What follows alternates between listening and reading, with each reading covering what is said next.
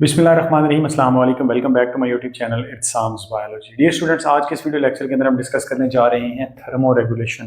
Thermo regulation से क्या मुराद है बेटा? जैसा कि ये दो वर्ड्स हैं बेसिकली, थर्मो का मतलब है टेम्परेचर और रेगुलेशन का मतलब है मेंटेन करना। सो इसका मतलब है कि लिविंग ऑर्गेनिज्म क्या करते हैं, अपनी बॉडी के टेम्परेचर को मेंटेन रखते हैं विद इन नैरो रेंजेस। बिल्कुल एक खास रेंज के अंदर बॉडी के टेम्परेचर को मेंटेन रखना है। ये प्रोसेस क्या कहलाता है? थर्मो रेगुलेशन कहलाता है। फॉर एग्जांपल हम ह्यूमंस की बात करते हैं, हमारी बॉडी का टेम्परेचर 37 डिग्री सेंटीग्रेड से लेकर 38 डिग्री सेंटीग्रेड तक होता है। इससे कम या ज्यादा होगा, ठीक है, एनवायरनमेंट के अकॉर्डिंगली। अगर इससे कम या ज्यादा होता है तो उसके बाद फिर बॉडी के अंदर चेंजेस आना शुरू हो जाते हैं। बाहर टेम्परेचर चाहे 0 डिग्री सेंटीग्रेड है, बाहर टेम्परेचर चाहे 45 डिग्री सेंटीग्रेड है, याद रखिएगा हमारी बॉडी जो है वो कितना रखेगी? 37 से 38। तो maintenance of body temperature with in narrow range despite कि एक्सटर्नल एनवायरनमेंट कैसा है उसका कोई इंपैक्ट नहीं है। ये प्रोसेस आपके पास क्या कहलाता है? थर्मो रेगुलेशन कहलाता है। ठीक है, और जो ऑर्गेनिजम्स टेम्परेचर को रेगुलेट करते हैं बेटा, वो क्या कहलाते हैं? थर्मो रेगुलेटर्स कहलाते हैं। अब सवाल ये पैदा होता है कि ये थर्मो रेगुलेशन क्यों जरूरी है? थर्मो रेगुलेशन जरूरी है बेटा, दो मेन चीजें हैं। नंबर 1 हमारे पास है एंजाइम्स, और नंबर 2 आपके पास क्या है? Cell membrane. आप जैसा कि फर्स्ट ईयर के अंदर पढ़ कर आए हैं, enzymes are proteinic in nature and every enzyme work on its specific जो है वो टेम्परेचर, उसको हम क्या बोलते हैं? ऑप्टिमम टेम्परेचर बोलते हैं। याद रखिएगा, जब आपकी बॉडी में टेम्परेचर कम रहेगा, ठीक है, उससे क्या होगा कि एंजाइम और सबस्ट्रेट की जो है ना वो काइनेटिक एनर्जी वो कम होगी, कोलेजन कम होगी, और उसके बाद एंजाइम की एक्टिविटी भी क्या हो जाती है? कम हो जाती है। वो आपने एक ग्राफ पढ़ा था बेल शेप कि जैसे जैसे आप टेम्परेचर बढ़ाते जाते हैं, एवरी 10 डिग्री सेंटीग्रेड बढ़ाने के बाद क्या होता है कि रिएक्शन की जो स्पीड होती है वो 2 टाइम क्या हो जाती है प्यारे बच्चों? ज्यादा हो जाती है। थोड़ा सा अगर आपको याद हो तो इसकी काइनेटिक एनर्जी कम हो रही है, कोलेजन कम हो रही है, तो उसकी वजह से एंजाइम अपना प्रॉपर फंक्शन भी जो है वो परफॉर्म नहीं कर पा रहे होते। और अगर ये टेम्परेचर बहुत ज्यादा डाउन हो जाता है, ठीक है, बॉडी के अंदर, तो डेथ भी हो सकती है। उसके बाद आता है कि अगर बॉडी के अंदर टेम्परेचर ज्यादा है, ठीक है, तो एंजाइम के डीनेचर होने के भी चांसेस ज्यादा, उसकी एक्टिविटी फिर से क्या हो जाती है? ड्रॉप हो जाती है। अगर डीनेचर हो जाए तो फिर तो कहानी खत्म, फिर एंजाइम ही नहीं रहेगा। जब एंजाइम ही नहीं रहेगा तो रिएक्शन नहीं चल पाएंगे, तो फिर जब रिएक्शन नहीं चलेंगे तो बंदा भी जो है वो नहीं रहेगा, अगर मैं ह्यूमन की बात बताऊं तो आपको। उसके बाद आता है प्यारे बच्चों हमारे पास सेल मेम्ब्रेन। सेल मेम्ब्रेन भी जो है, अगर टेम्परेचर आपके पास क्या हो जाता है? ज्यादा हो जाता है, तो सेल मेम्ब्रेन जो है वो सिलेक्टिव परमिएबिलिटी जो उसकी होती है, हम पढ़ते हैं ना कि cell membrane is selectively permeable, कुछ चीजों को आने देती है, कुछ को नहीं आने देती, तो इसकी परमिएबिलिटी पर फर्क पड़ता है।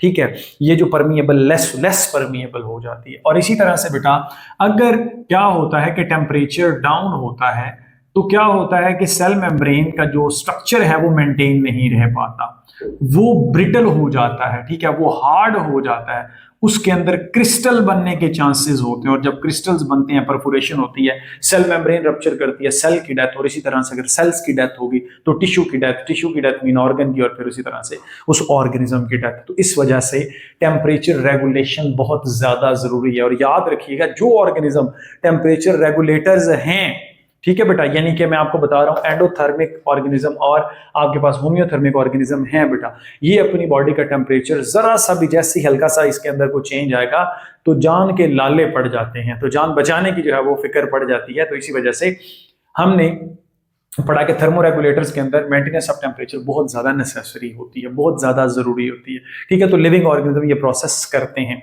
अब आता है कि classification of animals on the heat source, यानी कि ऑर्गेनिज्म जो है वो कहां से हीट ले रहे हैं। अब यहां पर आपके जहन में क्वेश्चंस आएंगे, कौन से वाले? जब मैं आपको एक्टोथर्म के बारे में बताऊंगा और एंडोथर्म के बारे में बताऊंगा, आपको समझ लग जाएगी। और एक्टोथर्म यहां पर बेटा क्या है? यहां पर एक्टो मीन आउटसाइड, बाहर से, थर्म मीन टेम्परेचर। ये क्या करते हैं? बाहर से टेम्परेचर को लेते हैं। ठीक है, जैसे आपके पास आती हैं फिश आ जाती है, एम्फीबियंस आ जाते हैं, डड्डू वगैरह, एंड एज वेल एज आपके पास रेप्टाइल्स आ जाते हैं, लिजर्ड वगैरह। ठीक है, चलें अब यहां पर मैं आपको छोटी सी चीज बताता हूं कि फिश हो गई, या आपके पास एम्फीबियंस हो गए, या रेप्टाइल्स हो गए। रेप्टाइल्स को आप अपने जहन में लेकर आए। सर्दियों में आपको छिपकलियां नजर नहीं आएगी, आपको गर्मियों में नजर आएंगी। क्यों? बेसिकली ये अपनी बॉडी के अंदर एनफ हीट प्रोड्यूस नहीं कर सकते। सो मेटाबॉलिक हीट इनकी जो होती है बहुत कम होती है। एक्टोथर्म की मेटाबॉलिक हीट जो है, हीट प्रोडक्शन क्या होती है, बहुत कम होती है। ठीक है, फिर इनको क्या करना पड़ता है, बाहर से हीट लेनी पड़ती है अपनी लाइफ की एक्टिविटीज को करने के लिए। ठीक है, जब अगर टेम्परेचर बहुत ज्यादा डाउन हो जाता है, कम हो जाता है, तो फिर ये कोशिश करते हैं क्या करने की, सन बाथिंग करने की। ये क्या करेंगे, सूरज के सामने डायरेक्ट एक्सपोजर लेंगे, किसी गर्म रॉक के ऊपर बैठने की कोशिश करेंगे। ठीक है बेटा, उससे ये होगा कि इनकी बॉडी में हीट जो है वो जज्ब होगी बाहर से। इसी तरह से जब बहुत ज्यादा गर्मी हो जाएगी तो फिर ये क्या करते हैं, बिहेवियरल चेंजेस लेकर आते हैं। कैसे, बहुत ज्यादा गर्मी में फिर ये ठंडे इलाकों में जाने की कोशिश करते हैं, यानी कि उन जगहों पे ये फर्रोज बना लेते हैं। ठीक है, डीप जो है वो, और ऐसी जगहों पर रहते हैं जो शेडी हो, जहां पर क्या हो, टेम्परेचर कदरे बाहर की निस्बत क्या हो, जरा सा कम हो। तो एक्सट्रीम गर्मी में भी आपको जो है वो लिजर्ड्स नहीं देखने को मिलेंगी। बहुत गर्मी में वो धूप में नहीं निकलती, आपको पता है, बहुत गर्मी में। ठीक है, और बहुत ज्यादा सर्दी में भी नहीं देखने को मिलेंगी। इसी वजह से जो लिजर्ड्स वगैरह होती हैं वो किधर मिलती हैं, रात को मिलती है। जो आपके पास फिश होती है वो भी क्या होती है, एक्टोथर्म, बाहर से हीट लेती है। ठीक है बेटा, एम्फीबियंस भी क्या है, बाहर से हीट ले रहे हैं, इसी वजह से हम इनको क्या बोल रहे हैं, एक्टोथर्म ले रहे हैं। तो इनकी बॉडी की जो प्रोडक्शन है हीट की वो उतनी इनफ नहीं है। उसके बाद आपके पास आता है एंडोथर्म। एंडो का मतलब है प्यारे बच्चों क्या, इनसाइड। ठीक है, थर्म मीन टेम्परेचर। अब इनको जनाब बॉडी के अंदर जो टेम्परेचर है उसकी जो है वो सिंथेसिस करनी पड़ेगी, यानी कि मेटाबॉलिक हीट आप कह सकते हैं। अब इनको ज्यादा खुराक खानी पड़ेगी बॉडी के टेम्परेचर को मेंटेन करने के लिए। यहां पर मैं आपको एग्जांपल देता हूं अपनी, हम क्या है, बेसिकली एंडोथर्म है। एंडोथर्म में दो तरह के ऑर्गेनिज्म आ जाते हैं। एक तरफ आपके पास आ जाते हैं बर्ड्स आ जाते हैं, और प्लस आपके पास क्या आ जाते हैं, मैमल्स आ जाते हैं। आप सर्दियों में किसी भी परिंदे को पकड़ के देख लेना, वो गर्म होगा। ठीक है, इसी तरह से आप अपनी बॉडी पे हाथ लगा के देख लेना, सर्दियों में गर्म होगी और गर्मियों में क्या रहती है, ठंडी रहती है। अब इन्होंने क्या करना है, बॉडी के टेम्परेचर को, जो आपकी इसमें जो है वो हीट की जनरेशन है, वो कहाँ से लेनी है, अपने मेटाबॉलिज्म। उसके लिए फिर इनको क्या करना पड़ता है, खाना पड़ता है। ठीक है, याद रखिएगा, जब कभी टेम्परेचर क्या है, बाहर डाउन है, बाहर टेम्परेचर क्या है, डाउन, सपोज बाहर जो है वो 4 डिग्री सेंटीग्रेड है, 5 डिग्री सेंटीग्रेड है, तो फिर अब इन्होंने क्या करना है, बॉडी के अंदर मेटाबॉलिज्म को बढ़ा देना है। कैसे, ये थर्मोजेनेसिस करेंगे। टेम्परेचर की जो है वो फॉर्मेशन इनकी बॉडी में होगी, टेम्परेचर सिंथेसिस आप कह सकते हैं, यानी कि टेम्परेचर को ये क्या कर रहे हैं, अंदर से प्रोड्यूस कर रहे हैं। क्या करके, काम करके, मेटाबॉलिज्म को तेज करके, या फिर फिजिकल एक्टिविटी करके। ठीक है, thermogenesis, thermo mean temperature, genesis mean synthesis. ठीक है बेटा, फॉर्मेशन। तो कैसे बेटा ये टेम्परेचर को कैसे बनाएंगे, बेसिकली ये तो एनर्जी होती है, energy can not be created, can not be destroyed, but it is converted into one form to another form. जो खाना खाया होता है ना, उसी की क्या होनी है, ब्रेक डाउन होनी है, या मस्कुलर वर्क करना है। तो यहां पर आपके पास थर्मोजेनेसिस होगी, शिवर। शिवर से मुराद है कांपना शुरू हो जाएगी। जब बहुत ज्यादा सर्दी होती है तो हमारे मसल्स कांपना शुरू होते हैं। तो कंटिन्यूअस कंट्रैक्शन एंड रिलैक्सेशन की वजह से प्यारे बच्चों क्या होता है, थर्मोजेनेसिस होती है, हीट की प्रोडक्शन होती है। उसके बाद आपके पास आती है नॉन शिवरिंग थर्मोजेनेसिस।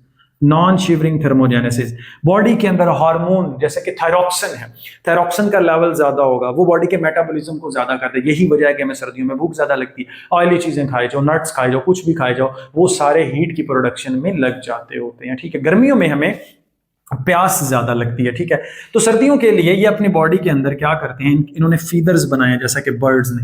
हमारे ऊपर हेयर हैं, हेयर जैसा कि आपके सामने है मेरा बेटा, जो हमारी बॉडी के ऊपर होते हैं, ये क्या करते हैं, ये भी इंसुलेशन का काम करते हैं। और फिर फैट बनाई गई है, क्या बनाई गई है, फैट क्या करती है, ये भी इंसुलेशन करती है। और एक खास किस्म की बेटा फैट होती है, उसमें आपके पास है ब्राउन फैट। क्या होती है बेटा, brown fat, brown adipose tissue, brown fat. अब ये ब्राउन फैट है, इसकी ब्रेक डाउन होती है बड़ी जल्दी, और इससे क्या बेटा प्रोड्यूस होती है, हीट प्रोड्यूस होती है, हीट एनर्जी। और उस हीट एनर्जी को क्या किया जाता है, यूटिलाइज किया जाता है, क्या करने के लिए, बॉडी के टेम्परेचर को मेंटेन कर लिए। तो जो हीट की प्रोडक्शन है वो इनसाइड हो रही है, लेकिन बाजुकात बहुत ज्यादा ठंड होने की वजह से हमारी बॉडी भी जो है ना वो एक तरह से जवाब दे जाती है। तो फिर हमें किसका सहारा लेना पड़ता है, धूप का। हमें सर्दियों में बाहर बैठना पड़ता है, हम सर्दियों में अंदर नहीं बैठते कमरों के अंदर। वजह क्या है कि हमें ठंड लगती है, तो फिर हमारे बिहेवियर्स के अंदर चेंजेस आते हैं, स्वेटर डाल लेते हैं वगैरह वगैरह। तो ये बेटा आपके पास है classification of animal on the basis of heat source. इनमें सोर्स बाहर का है, इनमें सोर्स क्या है, इनकी अपनी बॉडी का। उसके बाद आता है classification of animals on the basis of thermo regulation. क्या ऑर्गेनिज्म थर्मोरेगुलेटर्स होते हैं? क्या ऐसे भी ऑर्गेनिज्म है जो थर्मोरेगुलेटर्स नहीं होते? तो आंसर है यस। बेटा जो आपके पास होते हैं पोकिलोथर्म्स, ठीक है, ये थर्मोरेगुलेशन का प्रोसेस नहीं करते, ठीक है, इनकी बॉडी का टेम्परेचर फ्लक्चुएट करता रहता है, ठीक है। इसमें एग्जांपल आपके पास कौन सी आ जाती हैं? वही फिश वाली आ जाती है, उसके बाद आपके पास एम्फीबियंस आ जाते हैं, और उसके बाद आपके पास क्या आ जाते हैं? रेप्टाइल्स आ जाते हैं, ठीक है। तो यहां पर आपको थर्मोरेगुलेशन देखने को नहीं मिलेगी। फिर ये किसका सहारा लेंगे? जैसा कि मैंने आपको पहले बता दिया है, ये सन बाथिंग करेंगे, गर्मियों में छुप जाएंगे, हाइबरनेट कर जाएंगे, बहुत ज्यादा सर्दियों में भी छुप जाएंगे बेटा। और या फिर ये क्या करते हैं? धूप पे आने की कोशिश करते हैं कि बाहर से हीट को क्या किया जाए, अब्सॉर्ब किया जाए। जैसा कि मैंने आपको पहले एक्टोथर्म में बताया, आपने कंफ्यूज नहीं होना। एक्टोथर्म बाहर से हीट लेते हैं, ठीक है, और कोशिश करते हैं यहां पर कि बॉडी के अंदर टेम्परेचर जो है ना, वो जो भी बाहर से लिया जा रहा है उसको अब्सॉर्ब किया जाए। बेटा ये रेगुलेशन नहीं करते, थर्मोरेगुलेशन इनमें नहीं देखने को मिलती। इस वजह से हम इनको क्या बोलते हैं? पोकिलोथर्म, और we can say cold blooded organism, ठीक है बेटा, इनको हम क्या बोलते हैं? Cold blooded. अच्छा, उसके बाद आपके पास आते हैं होमियोथर्म, ठीक है। होमियो का मतलब है सेम, पोकिलियो का मतलब है कि नॉट सेम, सेम नहीं होता, मतलब फ्लक्चुएशंस होती हैं उसके अंदर। होमियो का मतलब है सेम, थर्म मीन टेम्परेचर। ये अपनी बॉडी का टेम्परेचर क्या रखते हैं? सेम रखते हैं। जैसा कि मैंने आपको एग्जांपल दिए 37 for the sake of humans जो है वो क्या करते हैं? इस टेम्परेचर को मेंटेन करके रखेंगे, ठीक है बेटा। और ये थर्मो रेगुलेटर्स होते हैं। क्या होते हैं? थर्मो रेगुलेटर्स होते हैं। उसके लिए फिर इनको जो जो भी अडेप्टेशंस करनी पड़ती है ये करते हैं, और बॉडी के टेम्परेचर को क्या करते हैं? मेंटेन। तो अब यहां पर इन दोनों में डिफरेंस शॉर्ट क्वेश्चन का आ सकता है, इन दोनों में डिफरेंस आ सकता है शॉर्ट क्वेश्चन का, तो इनकी आपने जस्ट डेफिनेशन करनी है। अब आता है कि थर्मो रेगुलेशन इन ह्यूमंस। मैंने आपको बोला कि ह्यूमंस क्या होते हैं? थर्मो रेगुलेटर्स होते हैं। वही बात बेटा, ये अपनी बॉडी के टेम्परेचर को क्या करते हैं? मेंटेन करते हैं विद इन नैरो रेंजेस। अब इसके लिए इनके अंदर जो है वो चेंजेस आते हैं मेरा बेटा, अकॉर्डिंग टू द सिचुएशन। जब इन्वायरमेंट में थोड़ी सी तब्दीली आती है, टेम्परेचर कम या ज्यादा होता है, तो मेरा बेटा इनमें कौन कौन सी चेंजेस आती हैं वो आपने देखनी है। और ये नैरो रेंजेस कितनी होती है? ह्यूमन के केस में 37 से 38 डिग्री सेंटीग्रेड। बेटा इसको क्या करना है? मेंटेन करना है।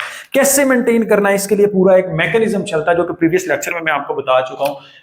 ये आपके पास क्या है? स्किन। स्किन के अंदर क्या होते हैं? रिसेप्टर्स होते हैं। क्या होते हैं मेरा बेटा? स्किन के अंदर रिसेप्टर्स होते हैं। स्किन जो है ये रिसेप्टर इस इन्वायरमेंट को डिटेक्ट करते हैं कि बाहर टेम्परेचर कम है या बाहर क्या है? ज्यादा।